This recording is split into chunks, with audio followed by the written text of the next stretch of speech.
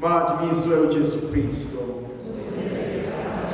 Mhlanje ithandwa zami ngifisa ukuba sibuke incwadi ebhalelwe amaHebheru isahluko se-12 verse 1 to 4. Hebrews chapter 12 verses 1 to 4. Ukuba sihaqwe isixuku sofakazi. Ngakho ke asilahle konke okusindayo nokona okusivimbezayo. Bengifisa ukuba masiqala lenkonzo sizwe indaba yokuthi sihaqwe isixuku sofakazi samadoda asendulo samakhosikazi namantombazane abahambe kahle phambi kukaNkulunkulu.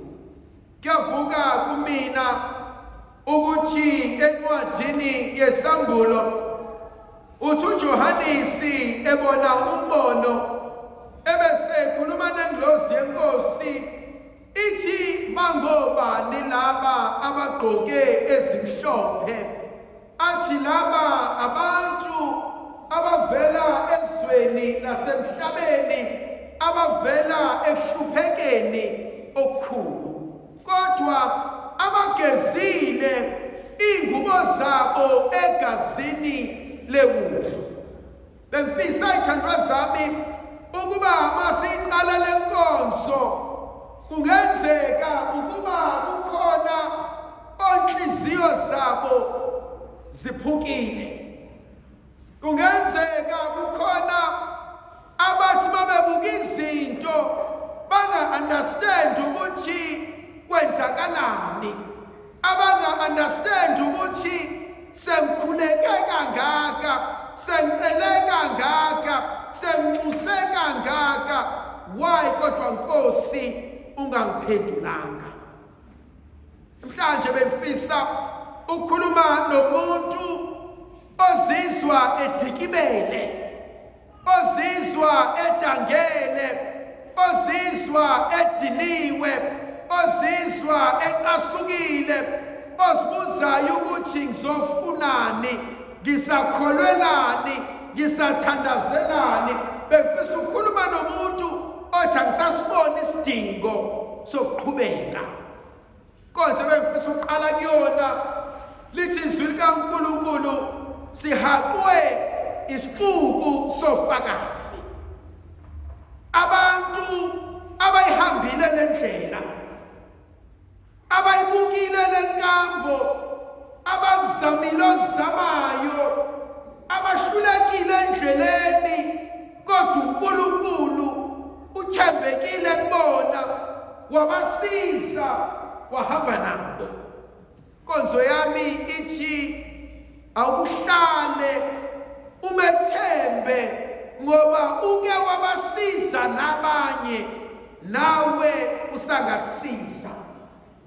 Kuyavuka kumina uma uNkulunkulu ekhuluma ngoJeremiya athi wena osusindile sinkembeni, athi baleka ungakusama kodwa uziyocasha embhoshongweni. Konzo engifisa siye kuyona inkonzo yokuthi bakhona abanye abanqobile ngamandla kaNkulunkulu. Bakhona abanye abadlulile kulezi inkinga obhekene nazo, kodwa uNkulunkulu wabanqobela. Zibili izinto eyivame ukuba zisehlakale. Eyokuqala, sihlala in the past and we live with guilt. Ngoba kunezinto ezenzeka, I have no control over those things, kodwa they still haunt me. Kodwa isafuna ukuphatha impilo yami, zisafuna ukwenza konke empilweni yami. Abanye bethu, we live in the future, we are full of anxiety. Angazi ngizokwenzakalani, angazi siphetho soba njani, angazi ngiyofinyelela kanjani. And we never live in the here and the now and the present. khona into engiyifundile uma ugijima umjaho, khona isigaba esifikayo la amadolo nemilenze yakho ikhathana, la uzwa khona ubuhlungu, la uyibuza khona ngizoqhubeka kanjani. Khona abantu bathi mugijima nabo bayasondela bagijima eduze kwakho, omunye eze ehlise nepace agijima ngayo athi asigijime at least ngizohamba nawe ikilometer noma amabili ukuze ngikwazi ukukusiza, ngikunikeze lawo mandla nalowo mdlandla ukuze ukwazi ukuqhubeka. Kunabantu abanjalo empilweni zethu abazofika bahambe nathi, abazoyiyeka yabo indlela, bafuna ukufocus ukuthi angike ngikucathulise, asike siyizameni lento, asike siboneni ukuthi sofinyelelaphi. Labo bantu bayisipho ezivela kuNkulunkulu. Kube khona abanye abangagijimi kodwa abahleli ngaphandle, abantu mababona ugijima ebese bekugqugquzela bethi bekezela, bethi sawuzoqeda. Mababona ugijima bathi emva kwale la khona athi uzothola amanzi. Thandwa bakhona abantu abakufisela okuhle, bakhona abantu abafuna ukubona uphumelela, bakhona abantu abangayigijimi le marathoni, abangekho kulomncintiswane kodwa bafuna ukubona ujabulile. Abanye babo abazali bethu abazidlela umona, bayafuna ukubona usimama, bayafuna ukubona uba yilokhu bona abangabanga ikona, bayafuna ukubona wenza izinto bona ezibahlulile. Bakhona abantu abakufisela okuhle abangafune inzuzo kuwena. Bese kuba khona isigaba sesithathu esingithintayo. Uma uthi uyagijima uyayubone khona amaplastiki lawa afaka amanzi, ubone selahlwe phansi emgaqweni, ebese uyitshela ukuthi azamaningi amaplastiki, oqonda ukuthi baningi abanye abagijimi abafikile kulesi sigaba engikusona, abadlulile kulesi sigaba. Uma bedlulile nami ngizodlula. Khona into esishayayo njengabantu, ngitshela ukuthi mina ngedwa nenkinga, ngitshela ukuthi mina ngedwa thwele kanzima, ngitshela ukuthi mina ngedwa uxakekile. You're not the only person who's struggling. You're not the first, you're not the last. Baningi abanye abathwele, abanye abathwele izinto ongathi mabexoxela sinkeme sibuza ukuthi wenza ngani. Thandwa zami, uNkulunkulu uhlezi nathi to a point ukuthi abantu abazi what you've been through, abantu abazi izimpi ozilwayo, abantu abazi uxakeka obhekene nakho. uNkulunkulu uyayifihla izinto kodwa uNkulunkulu uhamba nathi. Athi obhala incwadi yamaHebheru athi kunezinto ezisindayo ekumele siyibeke eceleni. Ikuphi okusinda umphefumulo wakho? Ikuphi okukhathazayo? Ikuphi okuxakayo? Ikuphi okudala ukuthi ungalali ebusuku? Ikuphi okudala ukuthi ungakwazi ukuthatha ucingo ufonela abasekhaya? Ikuphi okuxoshile emndenini? Ikuphi okudale uqhekeko olungaka? Uthi uJesu encwadini evangeli likaMateyu chapter 11 verse 28 to 29, thozani kumina nina nonke enikhatheleyo nenisindwayo, uthi ngizoniphumuza. Uthi thathani ijoka lami nifunde kumina. Iziphi izinto ezihlukumeza umoya wakho? Iziphi izinto ezixosha ukujabula kuwena asibeke uNkulunkulu. Bese kuba khona inkonzo ayishoyo athi masigijime lo mcintiswano. Run this race. Thandwa zami umuntu ogijimayo iyodwa into afocusa kuyo. It's my race. U5 kilometer wami uhlukile no5 kilometer wakho. U10 kilometer wakho uhlukile no20 kilometer womunye umuntu. Mhlawumbe mina u5 kilometer kuzomthatha i-hour. Mhlawumbe wena uthathe 45 minutes. That's okay. Run your race. Have your own pace. Uma ubuza laba abafuna ukugijima i-Comrades Marathon, one of the advice oyitholayo kulaba asebethe kuba mkantshubovu kuthiwa ukuthi ugijima ubheke lona one number egreen. On a number green, it means usegijime waphumelela more than 10 times. Uyayazi into akhuluma ngayo. And so now uhamba khona ugijima, as long as kukhona lona one number green, uyazi ukuthi when to run, when to walk, when to eat, when to sprint. Ngoba useyihambile le ndlela. And so too nasempilweni yokukholwa. Find someone as a mentor. Ngiyamthanda uNkulunkulu wakho. Ngiyamhlonipha uNkulunkulu wakho. Ngimbonile ethwala, ngimbonile ehamba nawe, ngimbonile efihla ihlazo lakho.